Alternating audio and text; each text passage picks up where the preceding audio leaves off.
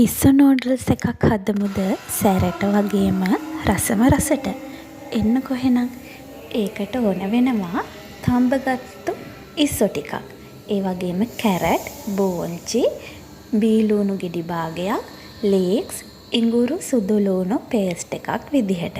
මෙන්න මේ ටික තමයි අපිට ඉස්සු නූඩල්ස් එක හදාගන්න ඕන වෙන්නේ.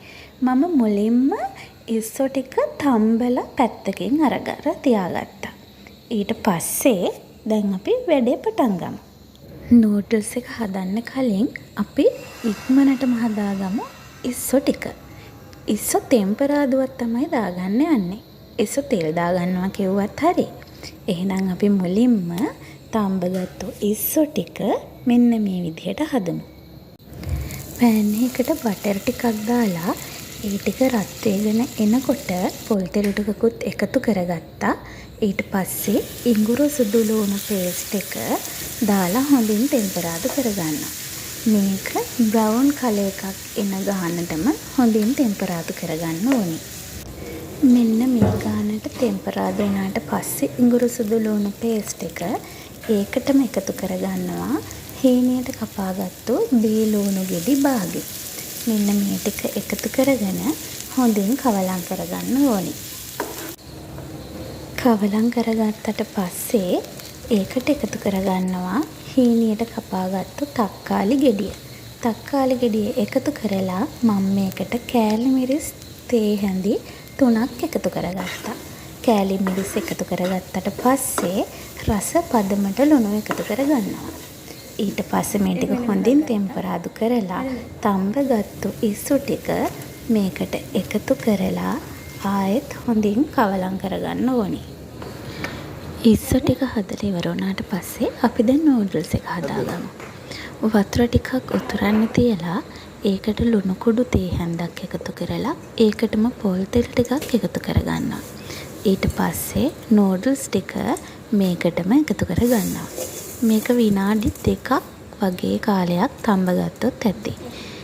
මේකට පොල් තෙල් එකතු කරගන්නේ නූඩල්ස් එක ඇලෙන එක වළක්වා ගන්න. ඊට පස්සේ මම ඇල් වතුරෙන් සෝදලා අරගත්ත නූඩල්ස් ටික. ඊට පස්සේ භාජනයක් ලිපේ තියලා ඒකට බටර් ටිකක් දාලා ඒ ටික රත් වෙගෙන එනකොට පොල් තෙල් ටිකකුත් එකතු කරනවා. මේ පොල් තෙල් ටික එකතු කරාට පස්සේ ඉඟුරු සුදු ලූණු දාලා ඒ ටික හොඳින් ටෙම්පරාදු කරගන්නවා. ඉඟුරු සුදු ලූණු ටික ටෙම්පරාදු කරගත්තට පස්සේ එකතු කරගන්නවා මස්කාරි පවුඩර් තේ හැඳි භාගයක්. මේ ටිකත් හොඳින් තෙලේ ටෙම්පරාදු කරගන්නවා.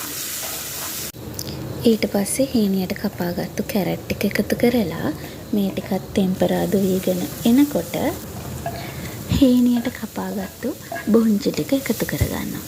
මේ ටිකක් පොඩි වෙලාවක් ටෙම්පරාදු කරගන්නවා. දැන් මම මේකට ලුණු කුඩු තේ හැන්දක ප්‍රමාණයක් වගේ එකතු කරගන්නවා. ඉස්සෝ තෙල් දාපු එකටත් එකතු කරගත්ත නිසා අඩුවෙන් තමයි දාගත්තේ.